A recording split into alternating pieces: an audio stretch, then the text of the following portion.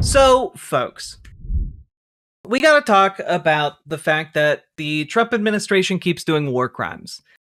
As many of you are aware by now, they have been summarily executing dozens of people over the last couple months. I believe the total is now over 60. It may even be over 70. And all of this is being done under the pretense that the Trump administration has designated certain cartels as terrorist groups, and therefore anyone doing criminal activity off the coast of a country that these cartels are operating in is potentially a target for just summary execution, because the terrorists are directly attacking the United States with drugs, right? And this has been their logic, and I mean, or lack thereof.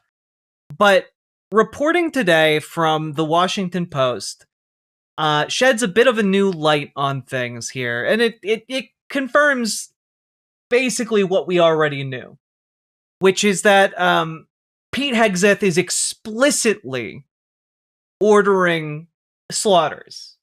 Like we're talking like explicitly ordering soldiers to kill them all, as you can see in the headline here. As two men clung to a stricken burning ship targeted by SEAL Team 6, the Joint Special Operations Commander followed the Defense Secretary's order to leave no survivors.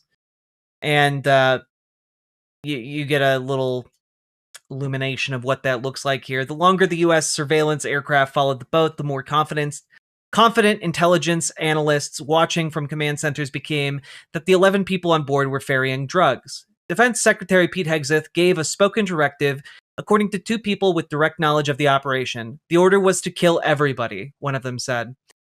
Missiles screamed off the Trinidad coast, striking the vessel and igniting a blaze from bow to stern. For minutes, commanders watched the boat burning on a live drone feed. As the smoke cleared, they got a jolt. Two survivors were clinging to the smoldering wreck. The Special Operations Commander overseeing the September 2nd attack, the opening salvo in the Trump administration's war on suspected drug traffickers in the Western Hemisphere, ordered a second strike to comply with Hegseth's instructions. Two people familiar with the matter said the two men were blown apart in the water. Yeah, no, this is blatantly illegal. Like, there are very few times where I have seen so many analysts comment on stories like this in complete and total agreement that this is unambiguously a war crime. This is unambiguous. Like, this is, you need to pull Pete Hegseth out in front of the Hague, you know? And, like, the evidence that could be presented about these people, you know, trafficking drugs is irrelevant. You know, it doesn't matter if there is evidence showing that they were trafficking drugs, because the only way under international law that you are justified to use lethal military force against people is if they constitute an immediate threat to, like, the sovereignty of a nation or the lives of people of that nation. And by and large, there's no way to constitute what they were doing as a threat to the United States. Yeah, Pete Hegseth, indeed. Oh, the death toll is over 40, or over 80, my bad. It is actually higher than I had feared. So basically, there's just no way of getting around this. And I know that it's not shocking to anyone. I know that people have been expecting this kind of behavior. I know that people, the minute that these bombings started making headlines, started saying, oh, these are war crimes. And it was very blatantly obvious that they were when this began. But, like, it's undeniable at this point. It's undeniable. He was given orders by Trump during a presser in the Oval Office. Trump specifically said, we're going to kill them all. Exactly. You know, he wanted to be Duterte so bad. And all of this is being backed up, again, by the idea that trafficking drugs is an offense that is a direct assault on the American people. That these people who are trafficking drugs, even if they are trafficking drugs, let's just say they are, then deserve summary execution. That's the argument. You know, no trial, no day in court, no anything about that, just execution. That is what they deserve according to the President of the United States, according to Pete Hegseth, according all the way down to the chain of the command that is killing these people. And that is all horrifically juxtaposed by how the Trump administration is treating actual drug traffickers in the United States. This story is insane as it's happening in the background of the story I just told you guys. This is from the New York Times earlier today. Trump announces pardon for Honduran ex-president convicted in drug case. Juan Orlando Hernandez was accused of receiving millions in bribes and partnering with cocaine traffickers. He was convicted in Manhattan in 2024 and sentenced to 45 years in prison. And this guy ran cocaine trafficking out of his presidential office. Okay? And not only that, the quotes attached to this man are crazy. Like, and some of the things he's accused of doing, right? The accusations against Mr. Hernandez include that he took bribes from Joaquin Guzman, notorious former leader of the Sinaloa cartel, also known as El Chapo. And not only that, can I find the exact quote here? Because it was wild. Yeah, he put out an all caps pardon on Truth Social. Congratulations to Juan Orlando Hernandez on your upcoming pardon. Make Honduras great again. Like, Jesus Christ. Guys, this is a guy who is convicted of leading one of the biggest cocaine trafficking rings ever. And not only that, there's a quote attributed to him. Let me just pull it up real quick. Yeah. He is quoted as saying that he wanted to shove drugs right up the noses of the gringos by flooding the United States with cocaine. Like, this is a guy who is, like, just all on board with sending cocaine to the United States, specifically to get Americans hooked on cocaine. And, like, Donald Trump is giving him a pardon after he got convicted of 45 years in prison. In the meantime, they're summarily executing over 80 people for trafficking drugs in Latin America. This guy who is the president of Honduras, who is working and collaborating with these same cartels, gets a pardon. As a business model, it's not a terrible plan. No, it's not a terrible plan as a business model, but the hypocrisy. Pete Hegseth is doing war crimes on the president's orders against people who are trafficking drugs. Part of the same groups that worked with the ex-president of Honduras to traffic drugs. It's insane.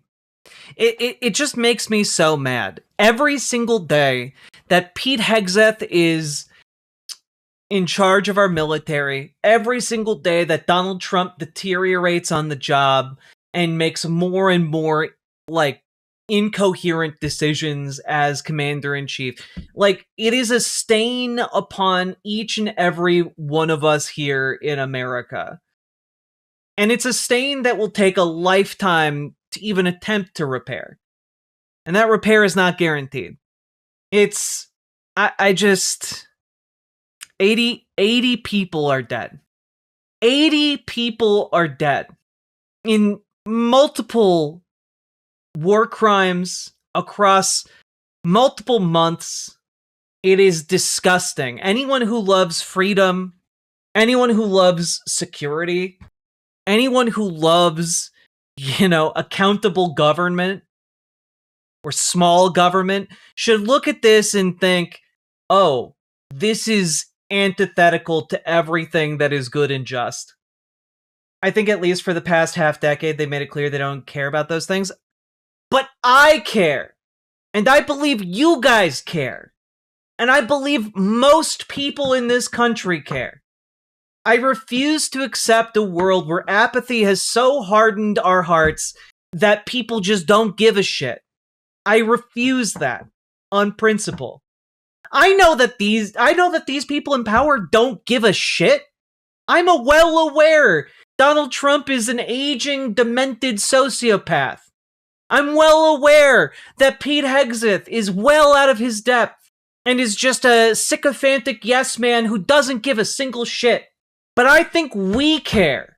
And I think that enough people in this country care that we should continue to call for the impeachment of these losers and that we should continue to call for accountability for these losers.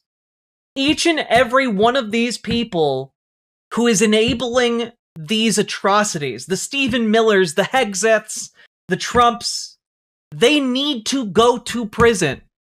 In fact, I would probably consider like a gesture of good faith to the world to hand them over to the Hague to stand trial and to answer for their crimes against humanity, because it is disgusting.